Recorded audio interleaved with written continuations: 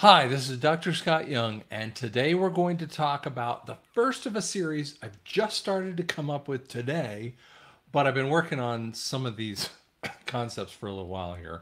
The first one here is those with debt and those without debt in the post-NESARA era. Coming right up.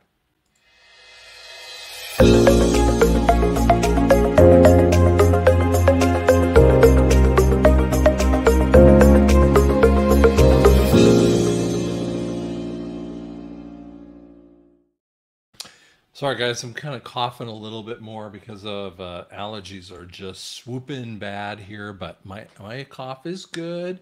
Everything, I mean, I can sing again. I can do a lot of fun things. So let's get into it. So this is going to be the first part of this series. It's Post-NESARA Series, and I will have a playlist that goes over this. So this is going to be a two-parter on this particular PowerPoint. So those with debt and those without debt. Now, as you know already, I tell people all the time, you want to go to drscottyoung.com if you want to know all the social media sites. And I do not sell, and you do not need to set up the QFS. It is already set up. You will have access to it in the right time frame. Be calm. Trust me, it's okay. All right. So let's go through it. Problem. There is a big problem in how this whole system goes on, because we've been living in a time that debt is all around us. Debt actually drives the economies. The very first time I even talked to a bank about this concept, they were looking at me like, yeah, but that's how we make money. You know, the way that title agencies work, the way that people grow their money, in essence, when they want to grow businesses, is by taking on levels of debt, betting upon it by maybe expansion or buying out another, another firm if they're a smaller kind of place, or buying out a bigger place. They take out tranches of debt. And what happens in there is that it starts to, it creates that growth. So they always have levels of debt no matter what happens. And people don't realize that almost every business in the world has some level of debt. And when it gets more difficult for companies to be in that kind of level of debt, they will start cutting back, and it affects you. And people always go, well, the rich need to pay more, or, whatever their circumstance. And I'm like, understand, if, the small, medium, and large companies, all the different types of companies, are saddled with this debt and they can't take care of it, they will cut back dramatically. And by the way, we're seeing that in the financial sectors. Banking, big boxes are already cutting jobs left and right with that too. Now, NESARA is the solve of it, but it doesn't mean that some of those types of jobs ever come back. There's going to be other types of jobs that will take care of that, right? How about IRS taxation? How that works. Well, if you're a tax preparer, probably going to have to relearn the whole thing over again. And that's going to mess people up. But that's part of some of the stuff we're going to talk about. Okay? So I want to show you a couple interesting slides in here. The percentage of distribution of household income in 2023. So when you look at the percentages here, you've got, people, what they have, and very, we have low income kind of people, less than 35,000 is still a big percentage. I mean, that's 15, 25, almost 26% of the whole nation, their whole household. And this doesn't just take on those with that are single earners, okay? But this is potentially a family of four. Sorry. Those who are making incomes at 35 to 75,000 actually add another 26. So you got a full, over half, maybe, 52% of the people are making less than 75. Now, when you start to move up into the 75 to 100, you have Um, that's 26, and then you got larger on the top ends of those scales with that too. So again, this is all over. Now remember, this might be dual income households, okay? And the more that we have divorce rates, that number just goes farther down on the chart with that too, right? If two people are making 75,000 per, the $150,000 house, and they get a divorce, which that is that is the cabal's whole thing, is pushing on the nuclear family. And so if they break it up and then someone loses a job, or all this other stuff happens, they love it, right? Because they actually compress you and start messing with your money and your debts. So you're more reliant upon them, and you're also more suggestible. Okay. Median income. When we look at 1990, there was a big dip here in the drop of incomes. Now that could be 90, 93. There were some there could have been there's some changes that were happening in this time frame. Bush was in office for his term, 88 to 92. I'm not exactly sure of that, but then interesting is that when Clinton's in office, it starts seeing a growth in that. Real interesting time frame. There was actually a lot of tech growth that occurred here. Now it started to tail off a little bit in 2000. This is the tech bubble that started happening. And then 2001, and we see this dip in the Bush era when we're in Iraq and we're all this other places, all the, the cabal things with 9/11 kind of thing, right? And then Obama era comes in, and from his first term, look at how much is lost in his first term. To his second term, it's basically a net zero conversation, right? It's very fascinating why, when a heavy Democrat, and the way that he was doing it, actually reduces the incomes of the people. But they actually had so many extra little things to help people along, but basically they were saddling them. Think about this. Trump comes on in 2016, and it starts to peak and spike in levels we had never seen before. That's the economic growth with a business guy, right? And after he gets out of office, kind of thing, we start seeing a reduction again. Just fascinating, the cycles, and you can peg it to the world events, and you can peg it to presidents with that too. Personal income or personal savings to income rate. Okay, so this is the rate, the percentage that would happen. So look in the 60s all the way through about like 80-ish, 84. Okay, I mean, I graduated high school in 84, right? So in that kind of time frame, you normally were told 10% is your thing. So people would save more during bad economic times. It's real interesting because this is a bad economic time, so they're saving a lot more. And then when money became cheaper, the interest rates started going down. They wanted to have you spending it. So they made the rates go down. So you added debt. And more you lost that ability to save. And then we see it spiked to the lowest levels in 2008. And actually, interesting, Obama timeframe, people started saving. Then they stopped saving as much, right? And then we saw a massive spike from 2019 to 2020. Well, that's a Trump spike, right? But look at it drop off the cliff, the personal savings to income rate, when you have Idiot Joe in there. That's kind of the way that it likes to move. And you've seen this one if you've listened to me talk before. I'm sorry. Wow, my voice has been doing a lot of stuff anyway today. Okay. So we see consumer debt in $1.1 trillion now, right? There's just pure consumer debt. And so it's very, very stable all the way through, the post 2008 timeframe. The recession, the Great Recession, right? We see it not even change that much.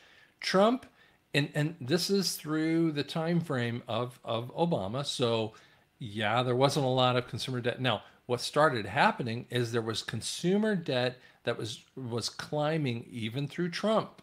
Okay, and that's because the rates were super low. So banks were pushing people to do this. Now, in 2020, we started seeing COVID. This is a COVID spike or COVID slope. And when COVID happened, people weren't spending money. And just ask any business out there, they were like flailing in this kind of thing. It went all the way through 2001 or 2021, right? And if they'd done it the way they would wish it to happen, and they did, is that they want it to spike. So Biden gets in office and everything economically sucks. And from Biden's time frame, it goes to unheard of levels with that. Just how it works. And if you've listened to me before, we talked about this. So in the early part of 2023, people were still spending upon experiences, okay? Which is like a vacation. Think about that, okay? Versus a little bit on goods and goods kinds of things, right? Now, the economy wasn't doing great, but people hadn't felt it yet in 2023. No, and people go, look at me like, you are nuts, because I was feeling it really bad. I get you. But watch the steep decline Q1, Q2. So this is 2024 Q1. So the beginning is still having 2022 effect, right? It goes down in Q2, it goes down massively. Look at 2024. Now, no one's going and vacationing, but they're spending upon the goods. It's climbing higher and higher with that too. Ugh, that's not a good thing. That means people are more and more stressed to be able to accomplish things, right? Okay. Now, here's an interesting kind of thing. How much, if anything, do you have saved at the moment? There was an actual statement that said like 17% of the people wouldn't even tell them about what they had. This is real interesting. And I didn't show you on here, but this is back in sources YouGov. So 12% of the people didn't have a dime in savings. Consider that. I mean, that means massively paycheck to paycheck. Now, 27%, the massive majority, have that. So you're talking 39% of all Americans don't even have $1,000 in their checking savings. Because that's really talking about what your savings is. Trust me, checking the way that some people have to look at it, it's probably looking there.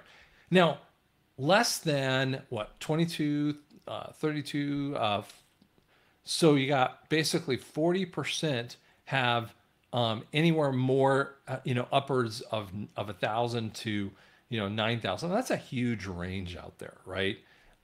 But 10,000 and above is a very small percentage, only 22%. Remember, the average was that people would have 10%. They would save outside 10%. So if you made $30,000, if your annual income or gross earnings, with your family was maybe 30,000, that means 3,000 is going toward savings. We'll put $3,000, and that's back even in the 60s and 70s. $3,000 puts that you would see the same thing go all the way to the other end of the scale, right? It would just be a massive number that would have that, and very few would have almost nothing, right? But it's radically changed because we've lived on debt for a long time. Now, credit card balances are up by 17%. Consumer debt. Now, consumer debt is when you add in like bigger purchases, like you have to get a wash machine, and you get it for a 24 months payment kind of plan. Okay, so those kinds of things, and actually sometimes it actually includes items like where you collectively take in your debt. So debt collectors or consolidation kind of things. But it's all up by 16%. This is not a good thing when people are having to spend more on this kind of stuff. Lenders want you to be at 36% debt to income ratio. Like, think about that for a second. They want you to be, no more than 30%. But bankruptcy starts, meaning you have the option to look at bankruptcy at 30 to 50% rate.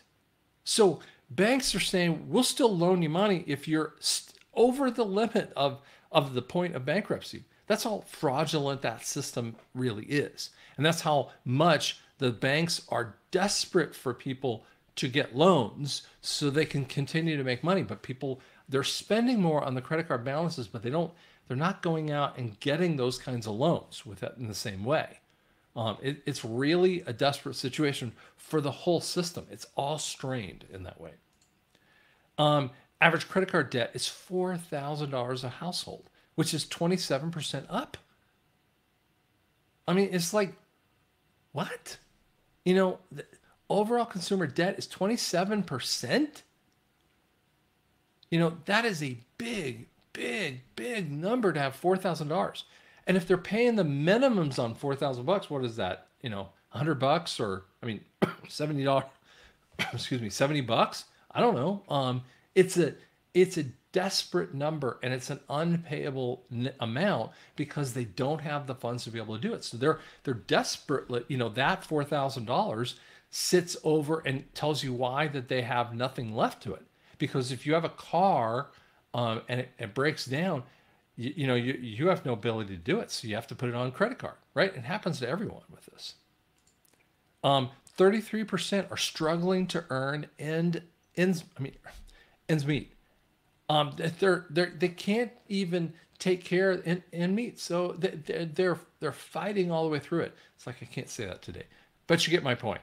They're struggling from day to day, which is what I hear every single day. And this is from 2023. And it's getting more and more desperate every day. Rent from 2000, right, is 3 times more expensive.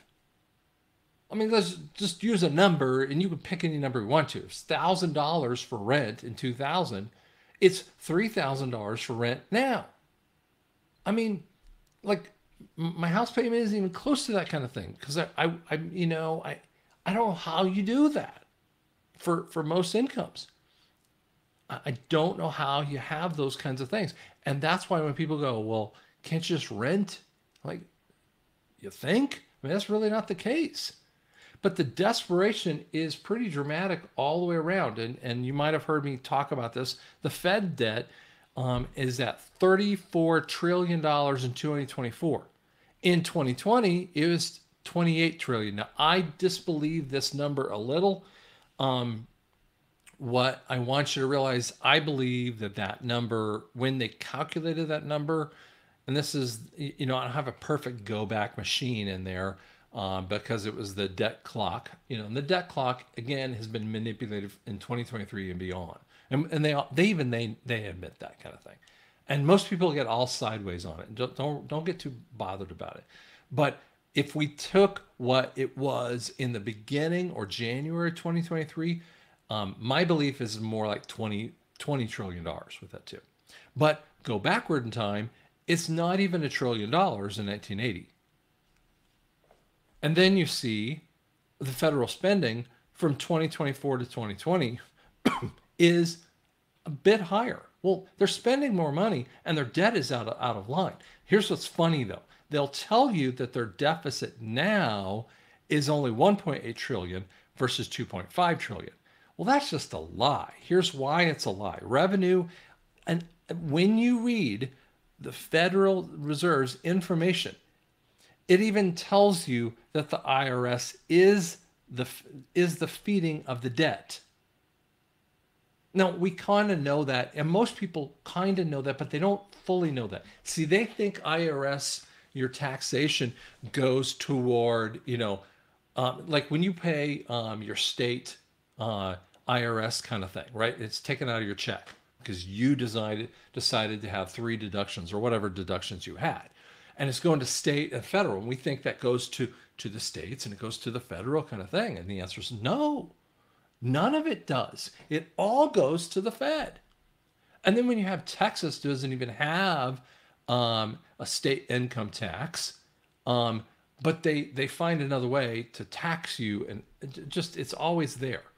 But they tell you that it's $4.8 trillion versus 2.1, and that isn't even close to truth. That is a lie from the pit of hell. They are not accomplishing that much at all. It's probably closer to the 2.2, 2.1 trillion, probably less. From everything I hear about what happens with the IRS and my own experiences, they are running at just horrid numbers with this too. Now, gross domestic product, that's just basically what your income is, okay? The government's income coming in. And that doesn't include this stuff, okay? That's just what people make that they can utilize toward, how do we build wealth? Because then that pays into, takes out of their, the IRS stuff, which lets you spend money in essence, okay? So it's $5 trillion more in that time frame. And that's sort of the Joe Biden industry, and that's why I call it industry. The Joe Biden industry, is telling you just all kinds of lies. But the reality, if your debt has gone up, even if it just went up by the number that's stated on the screen, more likely $14 trillion in his time frame. If it goes up that much and you only have $4 trillion number, that's a less number to work from, right? And so your debt to GDP, which is your points, is 135%. In 2020, it was 120%. Now, it's 35% in 1980. Like, think about this. In 1980, we were still struggling through pretty significant inflation. It's probably the highest amount of inflation we ever had, but prices weren't what they are today. So when you adjust out that inflation point, we're talking about a massive change in that kind of thing. Oops, sorry. A massive kind of change there. Oops, sorry, I keep going wrong way. And so this is part of the issue that we're living with. The federal government is fighting this. The federal government is fighting it. By the way, the state governments, every time people don't buy things, the states are losing sales tax. So one of the number one biggest, and I was talking to my dad about this one, and I was talking to him about this, and he's still learning a little bit about some of the stuff. And I said, Dad, have you looked at this? He goes, yeah, I took my Dodge in. I don't remember, he had a Jeep or something like that, but I don't know why that is, but I haven't followed Jeeps. But he takes it into the dealership and he's trying to get it fixed on because it's still under warranty. And he was there and he said, yeah, I kind of wandered around outside and he's filled with cars. And I'm like, yeah, I know. And he goes, but a couple of years ago, it had nothing in the dealership. Yeah. And if they have that many cars, they're fighting to make it. It costs them a ton of money to keep those cars on the lot. And every time they have it, see, they can't even get rid of them. And then they're having rates of the massive rate of taking in those vehicles again because they repoed it. I mean, banks are swallowing debt left and right. And then, the car dealerships are challenged because they're not doing enough sales. And so if they drop the prices, they're at a point where they're past their cost of goods. And sometimes they are losing money on deals. It's because they can't afford to keep them on the lot, but if they sell it, they lose money. I mean, that is like the definition of insanity in essence, right? And then on top of that, the consumers are fighting with pricing with it too. All that stuff is a pressure point. And you're feeling it, right? You're feeling that pressure upon you.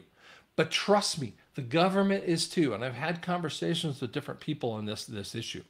And there is a pressure point between what the military is trying to accomplish to get us into that constitutional republic and drain the swamp as Trump talks about. That's the pressure that they do. Their military thinks on a mission by mission basis. It could take months, it took weeks, it could take whatever time frame to accomplish that. Whereas the financial people on this other side are looking at month to month. I don't care who you are. Every financial person thinks month to month. You do. You have to pay your electricity and your gas on a monthly basis, your car payment or your house payment or your whatever on a month to month basis. And that is even, I mean, we have all kinds of payments that happen on a monthly basis. So you have to have income to do that. But when your income stream is clamped down so dramatically, they're still out there spending like drunken sailors, right? And that's the part that you got to realize it doesn't last, right? So there is an end point to this. Now, that's the part I want you to realize. That's the good thing. What's the end point? It is not January 2025. Stop. It is, I mean, I'm looking at this, and I know it's the 30th of April, you know, so I always look at every month in a bubble. That's how I'm looking at it. Okay. And if we have to go to next month, fine. But I hate it, but we have got to stick together, guys, because I promise you it will end. Okay. So that's the first portion. We will do the next portion the next time we get together. We're going to do a whole bunch of new things. So if you have topics that you would love to have, type them in the comments. I'd love to see that, right? Like and subscribe the video. Helps me out. Thanks so much.